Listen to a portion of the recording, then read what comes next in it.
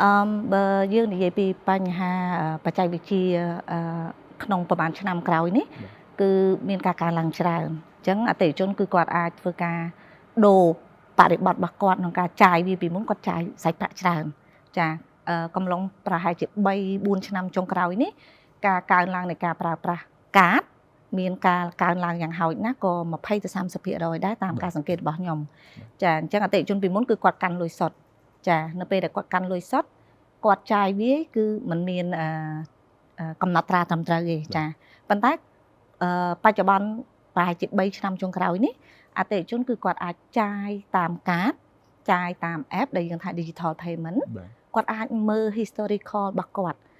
ធ្លាប់ចាយណាប្រវត្តិនៃការចាយរបស់គាត់គឺគាត់អាចមើលដោយអត់ចាំបាច់ទៅរកនឹកទេអញ្ចឹងគាត់អាច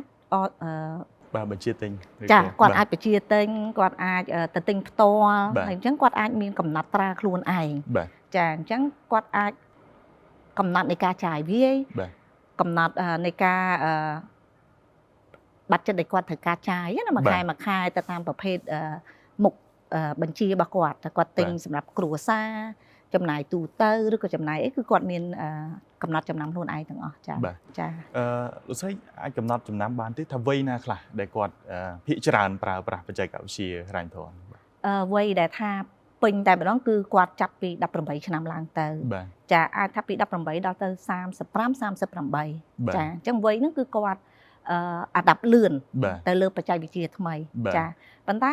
កំឡុងពេលដែលថាយើងថាឃើញកូវីដនេះគឺសូម្បីតែអ្នកដែលអាយុលើសហ្នឹងក៏គាត់ចាប់ផ្ដើមប្រើដែរគាត់ដូរបរិបត្តិរបស់គាត់ដែលគាត់ចាយលុយសុទ្ធមកចាយតាម